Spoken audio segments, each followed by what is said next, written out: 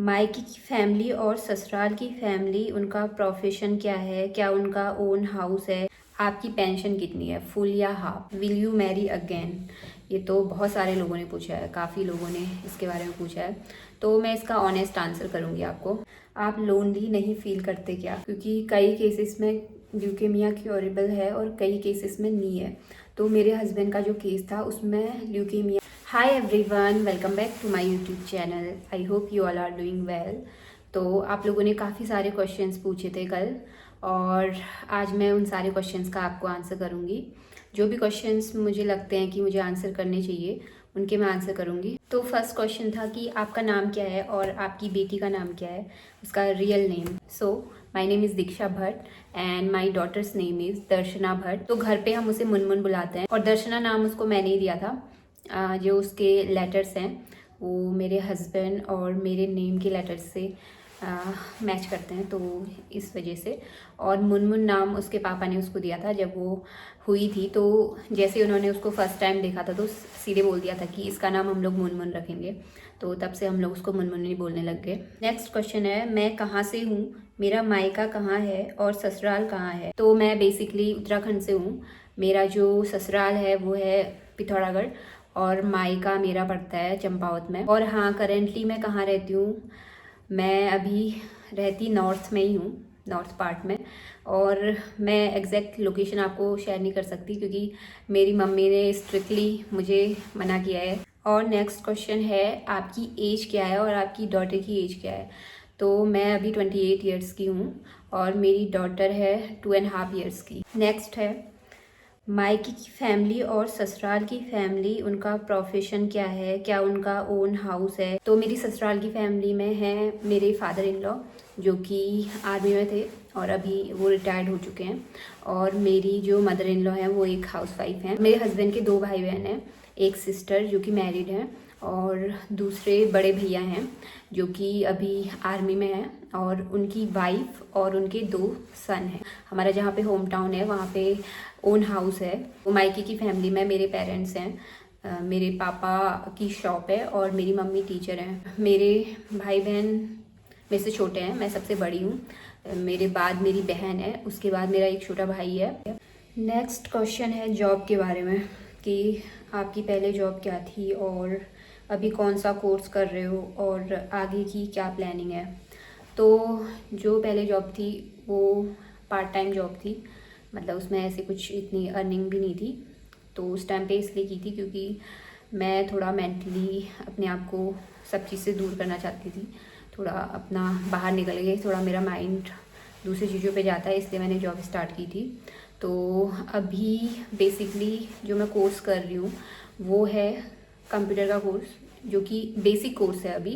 मतलब वैसे मैंने बेसिक पहले ऑलरेडी कर रहा हुआ है, लेकिन वो काफ़ी टाइम पहले किया था। अभी भी उसका है नॉलेज, लेकिन फिर से थोड़ा बहुत उसमें बेसिक सीख रही हूँ। और फ्यूचर प्लानिंग तो अभी यही है कि मुनमुन को अभी जब उसका स्कूल स्टार्ट होगा तो उसके बाद से फिर से जॉब स्टार्ट करनी है। और नेक्स्ट क्वेश्चन है, विल यू मैरी अगेन।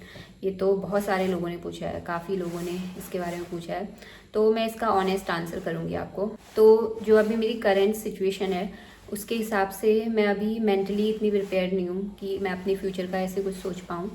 और अभी तो मैं जस्ट अपने करियर और अपनी बेटी के करियर पे फोकस कर रही हूँ। तो जब तक मुझे ये फील नहीं होता है कि मैं फाइनेंशियली इतनी स्ट्रांग हूँ कि मैं अपने बच्चे और अपनी नीड्स को पूरा कर सकती हूँ, और मेरी सेविंग्स भी इतनी स्ट्रांग हो गई हैं, तो ही मैं अपनी फ्यूचर का प्लान कर सकती हूँ। अभी तो मैं बिल्कुल भी इस चीज़ का कोई प्लान नहीं कर सकती।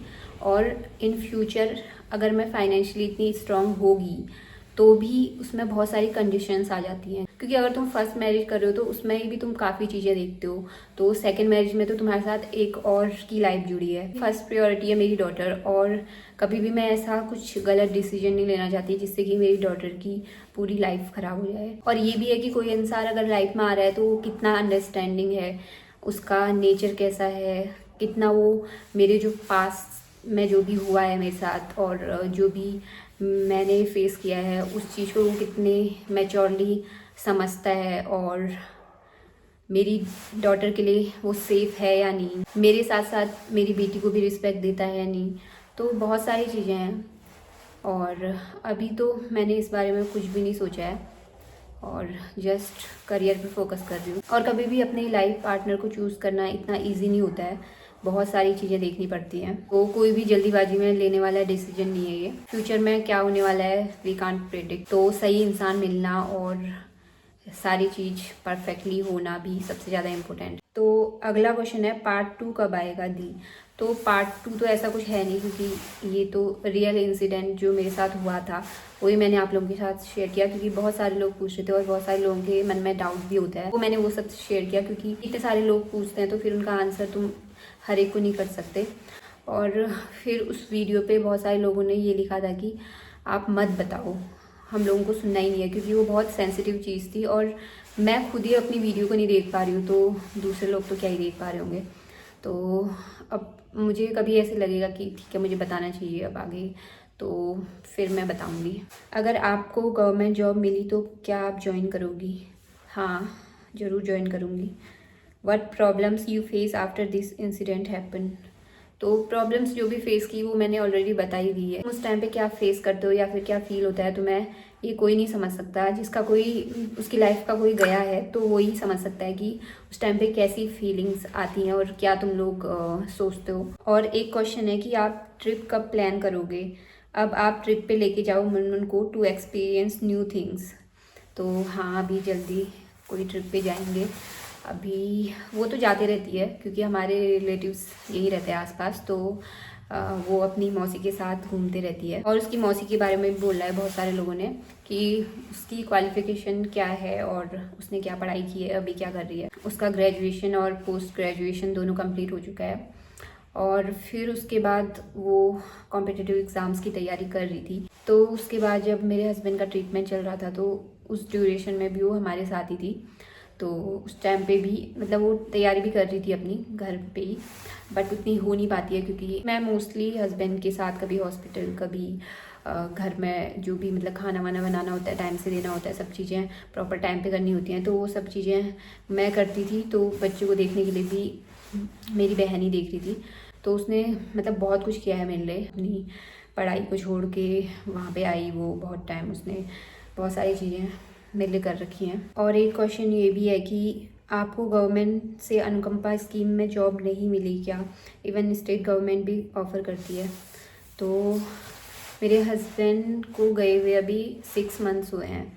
जून 2025 में मेरे हस्बैंड की डेथ हुई थी। तो उसके बाद आपको पता ही है कि जो ये सरकारी चीज़ें होती हैं वो इतनी जल्दी नहीं होती हैं। तो मैंने पूछा तो था सोल्जर बोर्ड में कि जॉब का कोई वो है हमारे लिए, तो उन्होंने वहाँ पे बोला था कि जो लोग शहीद होते हैं उनके लिए तो होती है जॉब, मतलब उन्हें मिल जाती है, बट आपका हमें श्योर नहीं है कि आपको मिलेगी या नहीं। तो उसके लिए आप कहीं और पूछो, मतलब रुड़की या फिर देहरादून जाके आप पता करो। तो मेरी गलती है कि मैंने अभी तक पता भी नहीं किया है। तो अभी मुझे रुड़की जाना है और इस बारे में पता करना है। और ये भी है कि जो हस्बैंड की यूनिट होती है वहाँ से भी ये चीज़ें पता चलती हैं। लेकिन मेरे हस्बैंड क्लर्क थे और आर्मी में जो क्लर्क होता है उसकी कोई यूनिट ही नहीं होती है, मतलब वो 3 साल कहीं और फिर 3 साल दूसरी यूनिट में।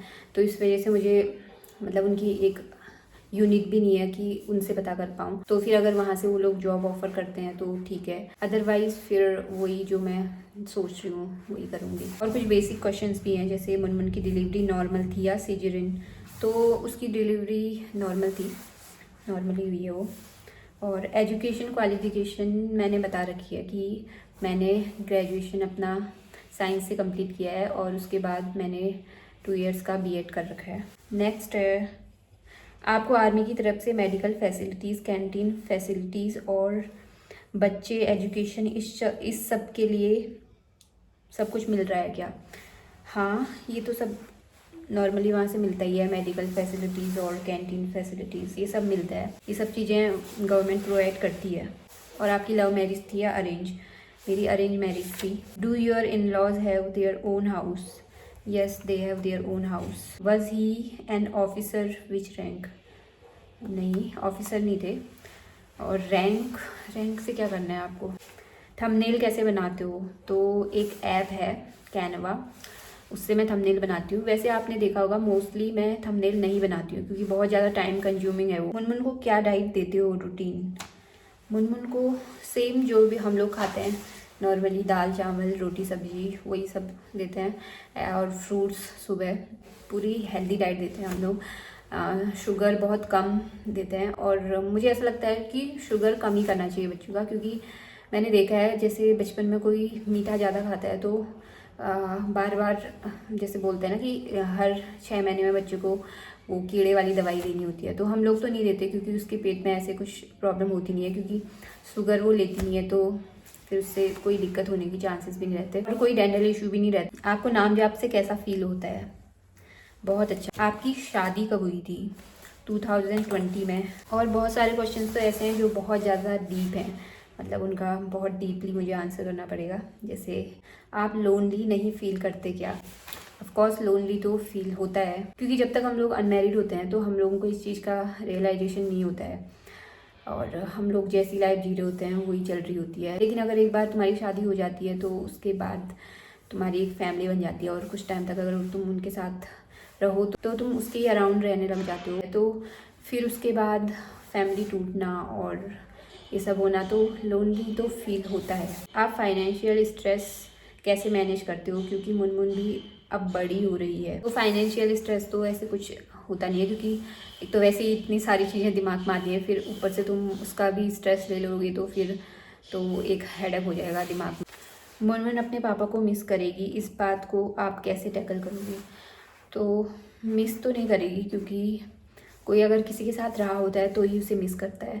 उतना रही है वो, लेकिन अभी इतनी छोटी है तो उसकी इतना सोचने समझने की उसका जो माइंड है उतना डेवलप नहीं है, तो इन फ्यूचर में भी उसे ऐसा लग सकता है कि कुछ हमारी लाइफ में मिसिंग है। और एक क्वेश्चन है कि एज ए सिंगल मॉम मुझे बहुत डर लगता है, अगर मुझे कुछ हुआ तो मेरे बच्चों का क्या होगा? जब आप किसी अपने को खोते हो तो ये डर बहुत परेशान करता है। आपको भी ये डर होगा शायद, आप इस डर को कैसे फेस करते हो? तो हाँ, ये डर तो होता ही है, क्योंकि एक बार तुम किसी अपने को खो देते हो तो तुम्हारे अंदर डर बैठ जाता है किसी को खोने का। पहले मुझे ये डर नहीं था, क्योंकि मुझे ऐसा लगता नहीं था कि कभी मेरे साथ ऐसा होगा, लेकिन जब ये इंसिडेंट हुआ तो उसके बाद से मुझे लगा कि ये चीज़ हो सकती है किसी के साथ भी। और लाइफ का तो किसी का कोई भरोसा नहीं है, कौन कब चले जाए कुछ नहीं पता। तो मैं ये ट्राई करती हूँ कि मैं अपनी डाइट और अपना जो रूटीन है वो सब हेल्दी रखूँ, ताकि मुझे कोई बीमारी ना लगे एटलीस्ट। तो एक क्वेश्चन है कि दी ल्यूकेमिया के बाद भैया रिकवर नहीं किए थे क्या? तो इसके लिए मुझे आपको पूरा डिटेल में बताना पड़ेगा, क्योंकि कई केसेस में ल्यूकेमिया क्योरेबल है और कई केसेस में नहीं है। तो मेरे हस्बैंड का जो केस था उसमें ल्यूकेमिया क्योरेबल था, मतलब 60 to 70% लोग उसमें ठीक हो जाते हैं, और जो भी उनका ट्रीटमेंट था काफ़ी अच्छा चल रहा था, मतलब रिकवरी वाली फेज़ में थे वो। लेकिन फिर कुछ चीज़ें ऐसी हुई जिससे कि क्योर नहीं हो पाया वो। और एक क्वेश्चन है, hello dear, my question is how have you planned Munmun's higher education? तो अभी कोई प्लानिंग नहीं है। मैं चाहती हूँ कि वो एक अच्छी इंसान बने पहले, और जो भी उसकी थिंकिंग है वो सही हो। और एजुकेशन तो आजकल नॉर्मली मतलब इतने सारे सोर्सेज हैं, तो मैं ये नहीं है कि तुम एकदम ऐसे बड़े बड़े स्कूल्स में डाल दो तो ही वो अच्छे से पढ़ पाएंगे। कहीं पे भी बच्चा पढ़ ले रहा है आजकल, और ऐसे कुछ हाई स्टैंडर्ड वाला उसको वो नहीं देना चाहती मैं, क्योंकि मैं खुद नॉर्मल लाइफ मैंने जी है। नॉर्मल लाइफ सबसे अच्छी है, क्योंकि उसमें ऐसे कुछ भी शो ऑफ दिखावा नहीं होता। और बहुत सारे क्वेश्चंस थे वैसे तो, कोई क्वेश्चंस ऐसे हैं जो कि मैं उसको अलग वीडियो बनाऊंगी उनकी, क्योंकि वो इतने ज़्यादा डीप हैं उनको बारे में, मतलब मुझे पूरा अगर मैं एक वन वर्ड में आंसर नहीं दे सकती, तो उसके लिए मुझे